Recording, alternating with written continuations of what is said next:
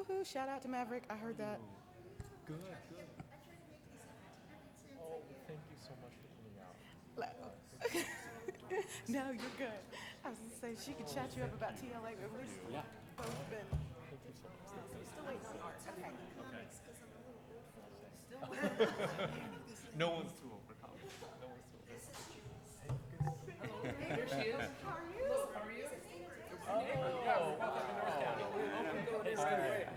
Hey, Gene, nice to meet you. Jeremy. Sorry, Jeremy. Very nice to meet you. We have to hug. Come on. I was telling you. Bring it in. Right. Yeah. She and I were doing work together. I like your Captain America. It's a really cool book. Oh, is it? I see it. My shield was right here. Well, that's cool. Oh, good. I got seat number 1. Oh, it's so fun. Pleasure to be here. No pressure. No pressure. Never pressure. Yeah, it's good seeing you. Thank you. Good to see you again. Yeah, here we go. Yes. I called it not friend, but we're related. We're related on Facebook. Figure it out. It'll be fine. That's right. Then I walk over here. Like, it's not a straight. You got to go through. No. I had to cut through the Petco Park. It's pretty cool, though. The event line, the green line, will take you here, but all right. Cool. Well, they haven't told me we should get started, but we should probably get started. Yeah, yeah. Oh, I see. My mic is not on. Standing bottle. Is it here? Are you gonna go? No, I have to go. These things on? Yeah. I live in town. Oh, So okay. I'm not that far away. So I have to actually. Oh, sure. But Should I move it? it's always fun. It's always fun. Oh, sorry. Yeah. Oh, sure. Let's do it.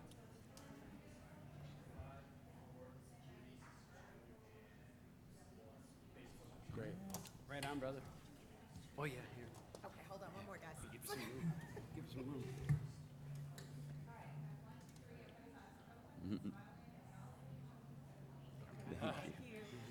Hey, I'm Hey, Steve. hi, Steve. I'm Art. Nice to meet Good you, to Art. see you. Yeah. I remember you from last time. What's up, brother? Hey, Jeremy. Hey, Jeremy. Very nice to meet right on, you. dudes. That's Good fun. seeing you guys. Yeah, good seeing you. We're here to rock it. Oh, yeah. Yeah. All right. I research. I think all of our books are at Target right now. Oh, really? Yeah. Oh, that's cool. Yeah. Good morning. I'm going to go ahead and get us started. It's 11:01. So welcome to Action-Packed and Adventurous. I'm Christina Taylor, a consulting comics librarian, and I'm thrilled to be moderating today's discussion. So let's get started. I'm going to begin by having each one of you formally introduce yourselves and explain how the title that you're showcasing offers a story that explains adventure on an epic scale. Art, kick us off. Oh, yeah. My name's Art Baltazar. I'm from Chicago. I'm a famous cartoonist. People are starting to finally believe me now when I say I've been saying that for 30 years, but it's catching up. But I'm here. I got my new book, Flash Gordon, and I've been into this guy since I'm a kid. I like the black and white serials, and when Papercutz said, hey, man, we got Flash Gordon. You want to work on him?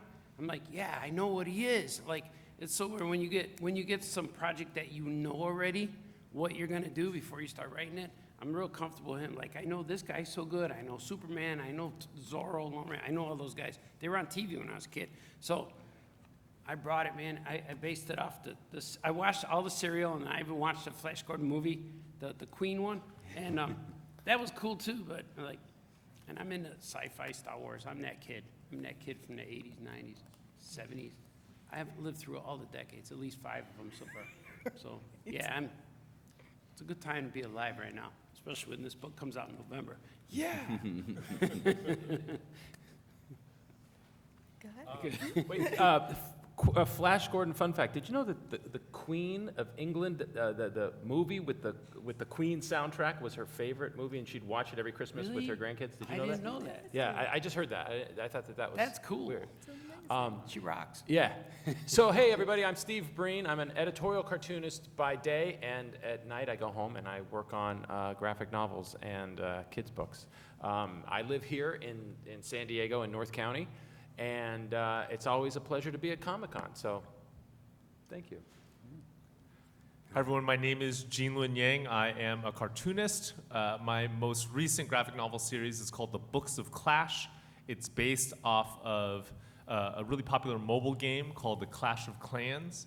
We're actually having an activation for them on the intersection of First and Island, if you want to check it out. Supposedly there are lots of toilets there that are Clash themed. But one of the things that excites me most about working on this project is that the world of Clash as established by the game is full of hog riders and barbarians and archers and all sorts of other really fun characters, and they engage in this sort of Looney Tunes style chaotic like violence.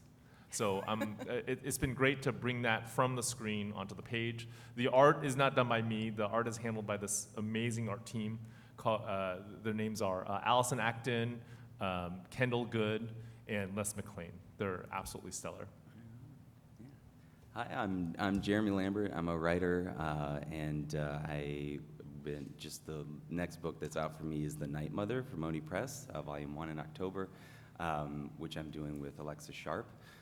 And we've been working on this trilogy for a really long time, so we're really excited that's coming out. But I think my favorite thing that I heard it being described as was cottagecore Coraline, so I'm just going to stick with that. But I would say in terms of the level of adventure and making it a grand scale, it's a lot of it takes place on the moon. So I think that helps lend the epic side of things. But yeah, it's a middle grade horror book, and yeah, I'm really just thrilled to be working on that with Alexa Sharp and Oni Press. Cottagecore Coraline. I'm wrapping my mind around that. All right, extending this notion beyond these particular stories, do you find that comics and graphic novels provide a unique opportunity for depicting fantastical adventures? Is there something specifically about this format that's particularly well suited to building these imaginary worlds and the adventures that occur there? I was just talking about this yesterday with, I think it was Spencer or somebody. I'm working on the book 3 of my YAHGZ series, and I had a bunch of meetings this weekend, like we're all talking, everyone schmoozes and talks about animation and movies, and I'm thinking, I'm gonna make this book the way I want to make it, and the way I'm making YAHGZ Street, I can't describe what I'm drawing. It's like in another realm, and things are floating around. And then I'm thinking, my friend said, well, what if they're making a movie? And I was like, well, they have to figure out how to do that, because I don't need $1 million to draw this. I can just draw whatever I want on the page, and it's really easy just create anything. And like if you put a character in the real world, they get stuck at an airport and hijinks ensue. I'm like, all right. Or you could throw them in a different dimension and have things flying around, and you could go real crazy. So I was just talking about that. So that's the advantage of being able to write and draw comics. Anything you think of could go in there. Like movies are restricted, or people watch the X-Men and said, he wasn't an original X-Men. Like, all right, you don't have to worry about that in a book. You just put it in there. And it's, it's so much fun.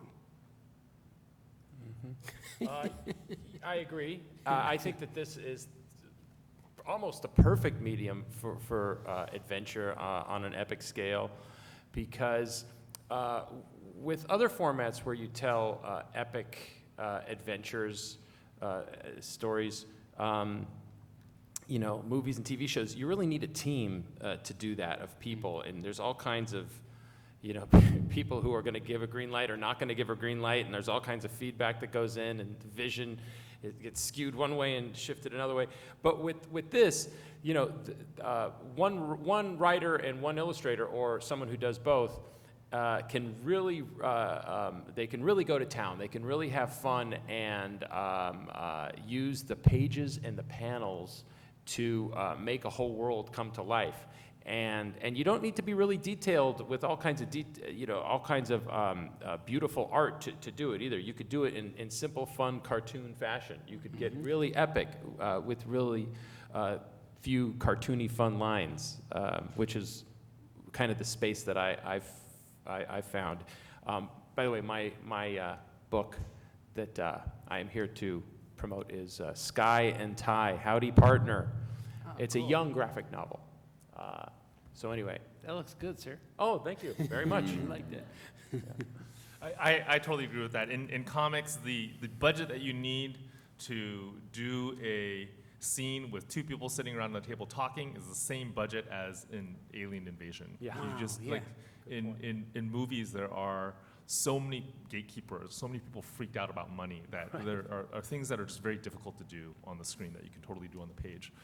In addition to that, I think there's like an intimacy to comics. You know how if a stranger tells you about their vacation, sometimes it's really boring. But if you actually know the person, if you're friends with the person and they tell you the exact same story, it's actually kind of exciting because you can imagine how your friend would react in certain situations. I think the same thing can happen in comics, especially when compared to video games. Like one of the things that we wanted to do with the Books of Clash is we wanted to take these characters in a video game, and in the video game you don't really get a sense of their personality or anything. You see them fight, but that's about it. We wanted to bring them into comics and let the medium of comics give them a personality so they feel like your friend. And then when they go out into battle, it actually feels a lot more exciting because you know these people as they're fighting. And when you're playing a video game too, playing versus watching it is a big difference too. Yeah. Like you're in there and you're in that world, or watching it is like it loses interest right away. You know? Yeah, I mean, that's the beauty of the medium is the structure and the sort of innate, just very intimate one-on-one sort of interaction with the story and going at your own pace and using the medium and the structure to sort of warp that in the right way that you want to for the story, and page turns and things like that, and certain reveals that allow for maybe you have a sequence of very crowded sort of panels, and then it opens up into a spread, and you're able to sort of use the sort of innate structure of comics to lend itself to that kind of grander impact of an adventure story. And so talking about certain scary things that happen both in a town in our story, but also on the moon, using that to our advantage and working closely with the artist to lend that impact in the most comics way possible is what I love about the medium, because it's such its own thing. And really quickly, I just want to echo what Gene said. That dynamic of people liking the brand because they're familiar with the characters, that's what drove the popularity of comics, traditional newspaper comics for decades, for over 100 years, is people coming back to the comics page every morning because they had a relationship with those characters, right? And they wanted to see what was going to happen next. And it's what made them like the most popular section in the newspaper for many years. Now those are going away, and I feel that graphic novels are kind of like the new comic strips, in a way. Because even when we were younger, we wouldn't find graphic novels at the store. Like they would be comic books on a magazine stamp, but nothing in the bookshelves, like collected editions. But now that's all like, you walk in a lot of stores, you see a whole section of them is really cool. Yeah. Yeah, I like that a lot.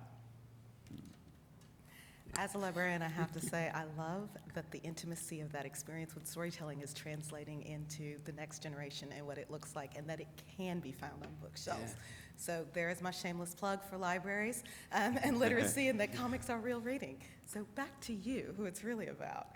I did notice that in several of these titles, that it seems to be that a concerted effort was made to bring the comics back to comics, and that humor does play a role. So I'm going to ask if you guys will explain the role of humor in the stories that you tell, and maybe even how that helps you connect with the audience and get that intimacy that you were just talking about. When I've been self-publishing comic books since 1992, and I had this little character called Patrick the Wolf Boy. He's a little cute little guy. He doesn't talk, he just growls. And when the moon comes out, he gets fuzzy. He shakes and gets fuzzy, turns into a werewolf. But he always has the teeth and the pointy ears. And when I first met my wife, we were dating. She was my girlfriend. I took her to her first convention. And I said, okay, here's what's going to happen. But don't get mad. Like people are going to randomly come up to me and hug me. Kids are going to hug me. And especially girls, they might come up and hug me. And it's not me that they're not hugging me because I'm like George Clooney walking in a room. It's because what that character did. They found it, and he's, oh, they're real cute, and I touched her heart somehow and her feelings. And she went, that's not going to happen. And it did. The moment we walked in, Artie, I'm like, oh, I love Wolf Boy. And I'm like, they're there. And then I had a kid follow me, just holding onto my pants, like my pocket. And like, I had to buy an action figure from a dealer to let him go. Like, hey, you like Batman? And how much is that? And like, I gave. So she said, wow, you're right. So that's when I realized it's not me, it's the character that they see and feel. If something's cute or whatever, to identify with any character. So that's what was surprising to me. You know, we're sitting in our art studios or basements or wherever, at a coffee shop writing, but you don't know it until you go out there and people, I don't know who's reading these books, but people are. And then when you show up, you're the rock star of the party. And they're like, I don't expect that ever, and it happens. And so I married her, you know, she believed in me and stuff like that, now full time. But there's a longer story about between us, but we'll get in that later.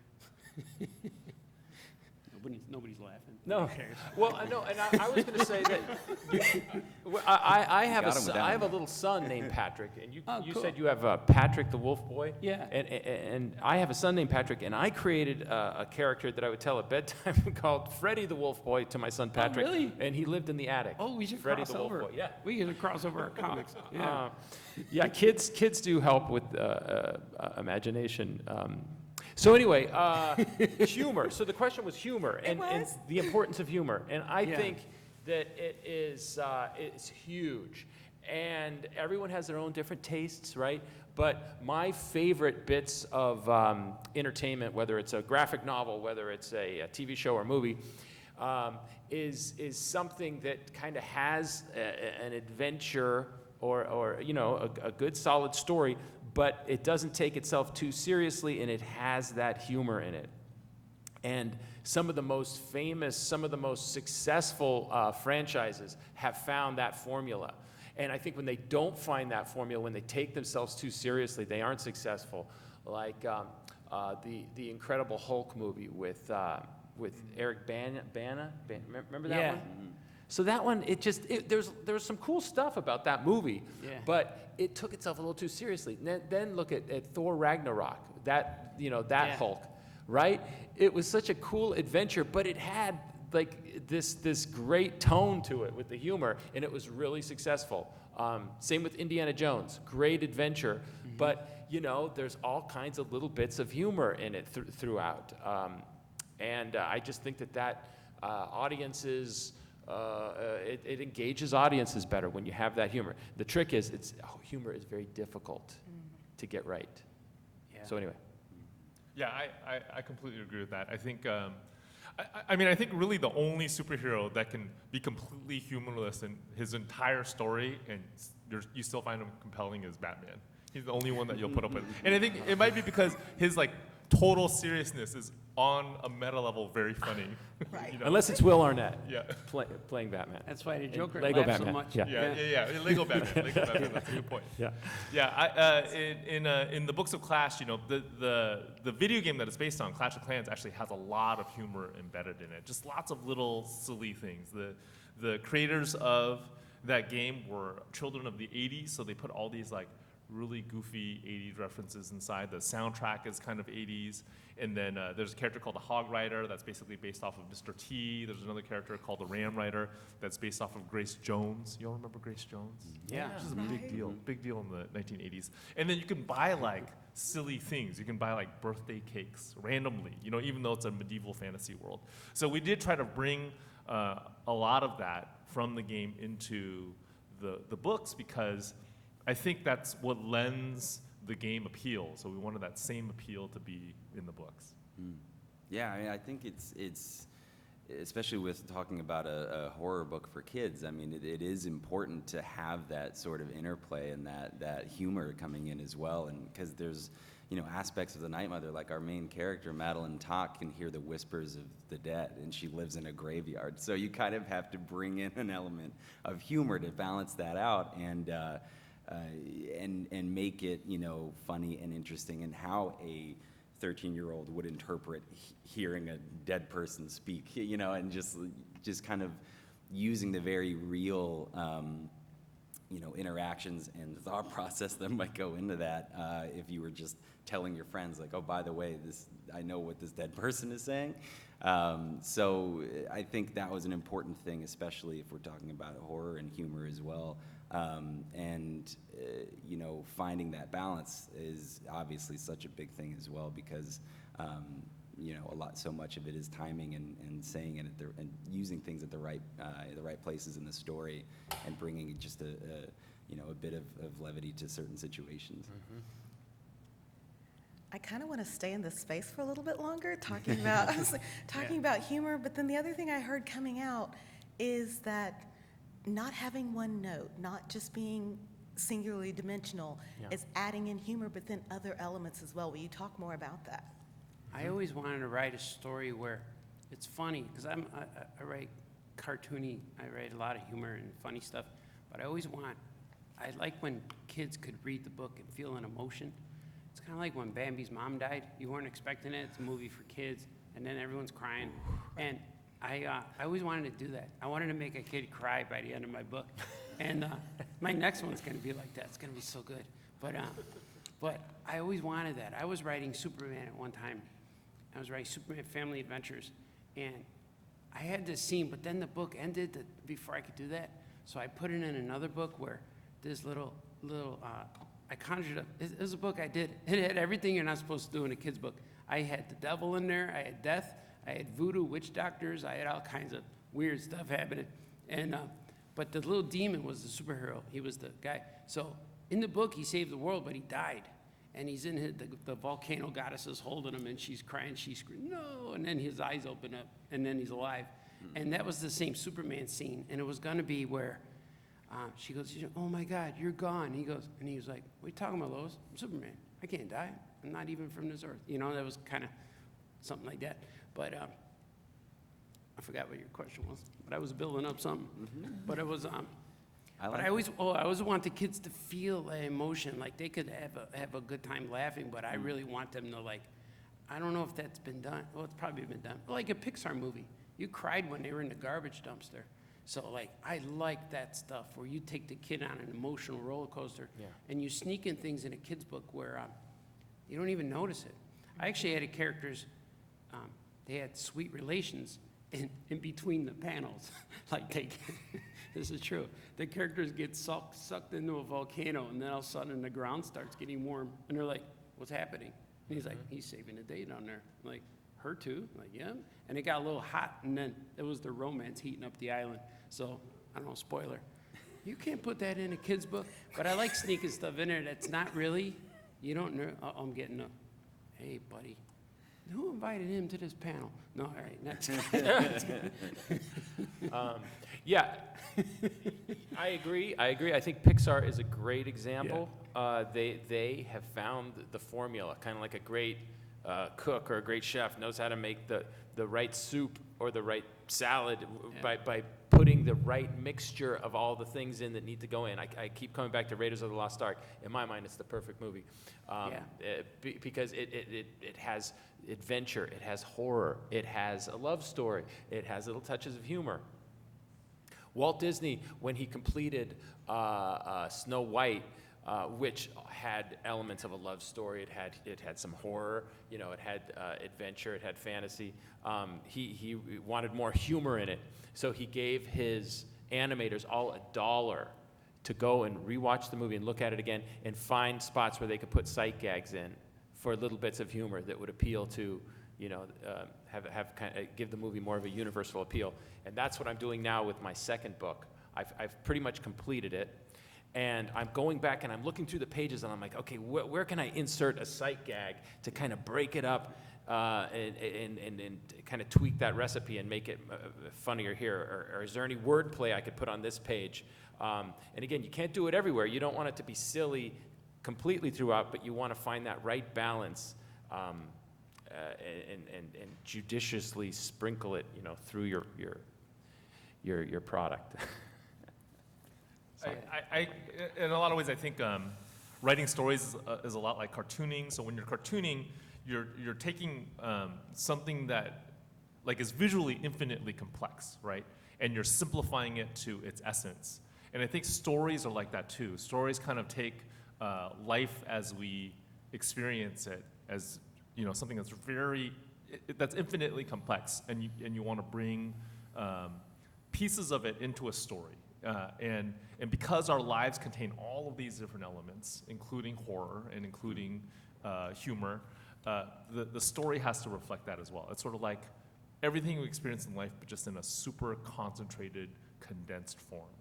Yeah, I mean, that's the fun of it, is that sort of distillation process where it's just you're kind of pulling from everything. And if we're talking, cornerstone emotional roller coaster, touch points, then I feel like The Land Before Time was what got me with that one. So I feel like I'm still recovering in a great way. But it is aspirational when you start trying to analyze that kind of stuff that you experienced younger that had a really big impact, when it had so much like that, where it's sort of a distillation of various aspects of emotional life into your story. And I think that's one of the things I love the most about the process, for sure. Thank you. So talking about this kind of emotional complexity and the complexity of storytelling brings to mind this idea that comics, much like adventure, are not just for kids. And I think many times that gets misconstrued. But so what advice would you give librarians, educators, literacy advocates, whomever, for leveraging graphic storytelling in your general opus, or in particular to the books that you're showcasing today? Yeah, with me, I write stories I think are fun and funny, and I always look at what's for kids, what's not for kids. Like Dora the Explorer is definitely for kids, but SpongeBob might be for the kids and their parents. So I'm more of a SpongeBob and kind of guy, Tom and Jerry kind of guy. But it's hard to see that with a cover because it looks like all ages. And I've been told I'm 6 years to 8-year-old, but I don't write for those kids. I write for like everybody. So I guess the best thing that could work for artists and librarians is once you get an author's style, all the books will be geared, like you could recommend, like anyone who reads my books is safe, even though I said all that weird stuff, but it's an actual safe book for kids. But it's like, if you like, here, read it, here's a book by this guy, and all the books are gonna be safe. So I guess just consistently coming up with those kind of stories that librarians feel comfortable with. They're like, okay, we'll order your book because we know it's not gonna be weird and nothing's gonna be odd. It's like, and if you're a cartoonist or you write all ages, and then you make a horror book, one day I'm gonna make a rated R book, and then the kids are still gonna buy it because it's you, like, but they didn't know you changed gears because your style's the same. You know what I mean? So, I think building a reputation and the fan base is gonna reflect what the librarians, you got the, oh yeah, bless you. Thank you. Yeah, talking to librarians at a couple of the conventions this year, it's really cool to see how they keep reiterating that their students love graphic novels, like, young, all the way up to middle school into high school. So they aren't just for kids, and of course, like series like The Walking Dead and stuff, it's for adults. And I, as a storyteller, I couldn't go younger. I would say I'm kind of roughly where you are. I'm like 6 to 8, 5 to 9, somewhere with Sky and Ty. I have book ideas where I want to go more middle grade, a little bit older, and I have ideas where I kind of want to do some Walking Dead stuff. Yeah. But it's just a matter of time. It's and those the older books. When you go older, like Walking Dead or some of those kind of older skewing graphic novels, they seem to require a lot of detail and to be, kind of almost realistic in the artwork, and that takes a long time. So that's one of the drawbacks. If you kind of find the sweet spot of the younger, you could be more cartoony, and it's a little easier to get the story told. Yeah. I was on a panel yesterday about the book bans, the comic book bans that happened in America in the 1950s. And I think because of that, because of those bans, in a lot of ways, American comics have been stunted for a very long time. Like one of the results of those bans is that in America, one genre dominated, and comics for a very long time were seen as like a kid's medium. And I think we're just getting out of that, like within the last 20 years. So it's been really exciting to see. I do think that even though there are some great comics being produced today for adults, like Walking Dead, I think Walking Dead is really awesome, and like Saga, that's still a growth area for us. This is a little bit of a plug, but my publisher, First Second Books, is just starting a brand new adult graphic novel imprint called 23rd Street. And I think that's just like, it's one publisher's attempt at sort of pushing in an area that we really need to push as American comics. What I would like to see is American comics being a little bit like the manga market, in that the manga market has diversity in every sense of the word. It has diversity in terms of genre, and it also has diversity in terms of age demographics. I'd like us to be in that same way. Absolutely, I'll just echo that because I think that was more eloquent than I could say it. But it's very much so. I mean, really, it's kind of freedom to read, and that's not advice that that's advice from librarians to me, really. It's just like that's what I've been grateful for growing up, and people that I was in a couple of schools that really tried to police certain things about reading. And what I was reading, and the library was a place where I could go and really just follow the things that I loved and not kind of, be thrown into certain types of boxes, or, as a kid that loved horror, it was a great place for me to be able to explore what I loved in reading. So really gratitude more than advice, but I'll say that. Thank you. Before we start opening up the floor for questions, I'm going to give you an opportunity to do a shameless plug. If you want to tell us about whatever, if you want to talk what you'd like to promote, your upcoming work, anything you're working on next, what excites you most about being here, whatever. But your favorite nonprofit, maybe library love, not trying to give out suggestions or anything, but shameless plug. Cool. First of all, my favorite library is this one, the San Diego Library, so make sure you come back and attend many, many times. But I have, right now, I have a book called it's a Cat in a Hat book.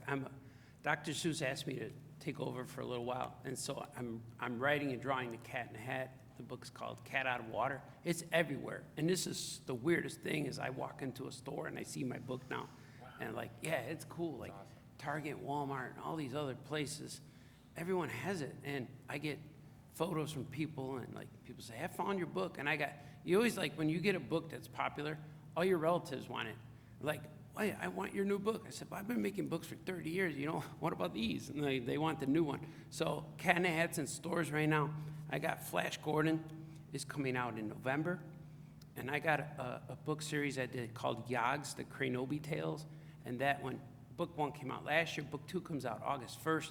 I think we got some over here in advanced copies. And I'm writing book 3. So those are my big, I'm writing graphic novels now instead of monthly comics. I'm making books. So those are the top 3 books right now, man.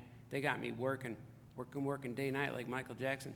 And I love it. I get to stay home and eat dinner with the kids. They call dinner, I call it breakfast because I just woke up and then I stay up all night and draw. But that's what I'm doing. So if you like shopping, I think all these books will they're all on Target's website. I know that. Because when we go to Target, my daughter goes with me. She's 18 and she goes on all the computers and puts a search in my name and just leaves the screen open. So hopefully that's working with the pre-orders, but yeah, follow me when you see me. Yeah. Well, are you going to meet with the Seuss people while you're here in San Diego? Yeah, I got a panel with them tomorrow. I got to look at I forgot my book at the table in there. I got a table in Artist, or Small Press 1900. But yeah, I have a panel with them and a signing. So they're going to have the Cat in a Hat book tomorrow. Yeah, cool. They got it at their booth now. I think the puppets are the guys in the costumes. They got the big Six Flags costumes with Cat and the Grinch, I think. I didn't see them yet, but I heard they're there. Yeah. It's just fun. I love this place. Well, I want to put a plug in first for my job, my main bread and butter. I draw editorial cartoons and illustrations for iNewsSource here in town, inewssource.org. It's a nonprofit investigative newsroom, and we do good work. Local journalism is so important as newspapers are failing throughout the United States. So that's where I work, inewssource.org. Sky and Tie is my first graphic novel, and I'm really happy with it, and I love the way the second one came out. It's coming out next year. So fun. And I just want to put a quick little plug in for my 10-year-old Matthew, who gave me the idea. During the pandemic, he drew an orange dinosaur and an orange cowboy. And I saw the drawing on the table. I'm like, that is really awesome. That's something. There's something cool about that. So I changed it to a cowgirl and gave her a blue hat instead of an orange hat, and Sky and Tie was born. Wow. And my last plug is my next graphic novel. I just love drawing graphic novels. It comes out next year called Sib Squad. It's with Hachette. Sib Squad is in siblings. Yeah. Well, I shamelessly plugged this already, but I'll do it again. I've been coming to San Diego for a very long time, but I think this is going to be one of the weirdest things I've ever done at San Diego Comic-Con. Is this at 4 o'clock today? I'm going to be out in the street on the corner of Island and First, and they're giving away 1,000 copies of the Books of Clash, and I think I'm going to be sitting on a toilet signing them. I think that's what they told me. Yeah, I'm sitting on a toilet. Yeah, which is like, yeah, it'll be one of the weirdest thing I've ever done in San Diego. So why please, the toilet? But why a toilet? it's all part of this activation. Supercell, they're very helpful people, and they were trying to figure out what Comic-Con really needs, and they realized that there is a shortage of bathrooms in Comic-Con. Yeah. So they wanted to fix that with their activation. So the whole thing is toilet themed. Please come check it out. Books of Clash is going to be 8 volumes. Volume 3 just came out. Volume 4 will be out in November. And what we really want to do is we want to take gamers and make them into readers with this series. Great. The other graphic novel that I had come out this year is called Lunar Near Love Story. It's my very first rom-com graphic novel. I did it with a fantastic, much celebrated illustrator named Luen. It's about 2 young people growing up in Oakland, California, who are on a lion dancing team, and they fall in love with each other. So the Night Mother, Volume 1 from Oni Press is the book that I did with Alexa Sharp, and that's going to be out October 8th of this year, and that's the first book in a trilogy. And then I have another, a horror book for an older audience, I'd say, that is out from IDW called The Hollywood Special.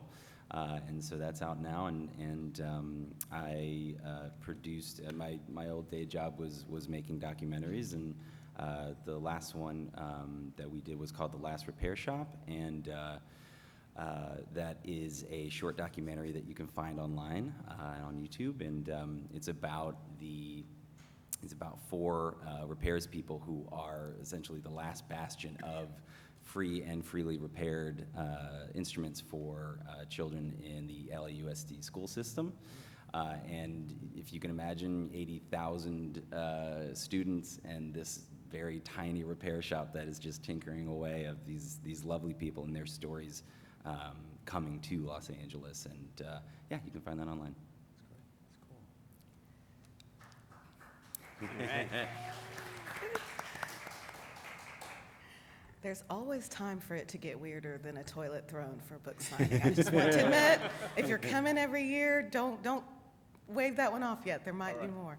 Before I open the floor to questions, I just want to remind everyone that the signing for this panel will occur out on the terrace here just to your right as we conclude. So that said, are there any questions from the floor?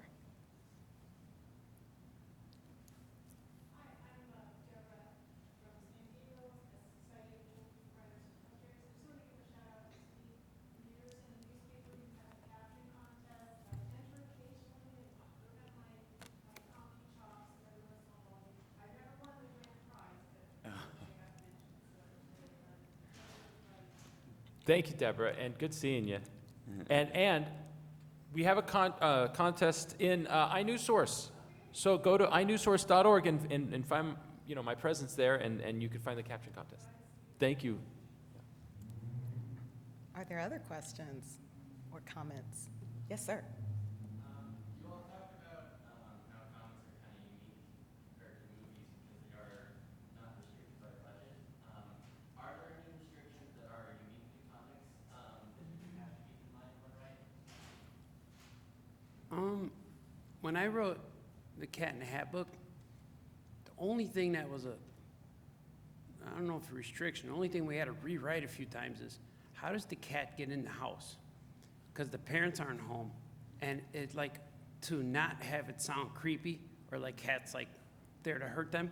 Because the first thing, I knew that was gonna be a struggle, so I just wrote it the way let's fix this. Here's what I want to happen. And the thing I wrote was like, come on, kids, let me in. Your mom's not home. She'll never know. All right, that's kind of like what he would do. That's like what your friend would do. And then we fixed it from there. And now it's fine. But that was the only restriction I had, is like making a kid scared or uncomfortable or something. And even when I did a new book, my third book, my YAHGZ book 3, I did a cover. And they asked me to redo the cover because it was scary. And I'm like, yeah, but it is like, yeah, but I agreed. I'm like, ooh, it is scary. And I had to change, like, to frighten a kid before he even picks up the book. That was like, well, I want them to buy it. I'm like, oh, it's scary. So I had to change. I put the hero on the cover, like a hero instead of the bad guy. Like, but so that's like, as far as restriction, that's the trickiest part. Everything else is like, I don't feel restricted or held back at all, really.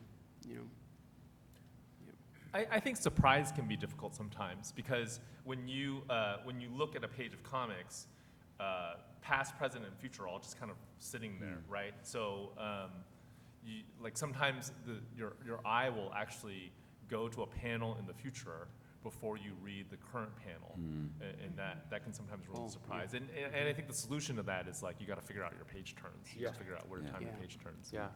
You like want a the puzzle. reveal It's on like it. a puzzle. Yeah. Yeah. Even Yeah. page. Yeah. Yeah, the pacing element and the structure of it, I feel like, there's a lot of story that is happening on the panels. There's also a lot of story that's happening between them, and the decision making that goes into that, I think, is challenging. But I feel like that's the beauty of the medium. The strengths are the weaknesses are the strengths, and that's what makes comics. And I feel like there's just a lot of thought process that goes into page turns and sort of the layout of the thing, but really it's just being thoughtful about, throughout, if we're talking about action or something like that, like what are the most salient moments that need to be there for emotional impact normally. But anyway, I feel like I'm getting granular, but yeah. I have a restriction that was just placed on me, and it's kind of interesting. It involves AI. So I don't use AI to do my books. I just want to state that, and I don't think you guys do either, probably, right? I And don't even know what it is. It's because for one thing, it's just fun to draw, and it's fun to create the stuff on our own. But I like to mess around with Midjourney, which is an image generator, an AI image generator. And I have a character in my upcoming graphic novel who encounters a wishing well, and he's a little woodchuck named Bruce, and he hates being short, and he wants to be a grizzlaroo, which is a grizzly bear kangaroo hybrid. It's kind of like Napoleon Dynamite with the liger. But so he wants to be a grizzlaroo with laser beams coming out of his eyes. And I just thought it would be cool, because they needed art for the back cover, if he was like drawn normally in his cartoony by hand style that I draw him in, but he's kind of like thinking of this real cinematic looking cool grizzlaroo, and you could kind of achieve that effect with going into a hyper realistic look in Midjourney. And so I created it, and I submitted it, and they said no AI in any of our books, which is probably a safe precedent, but it did look cool.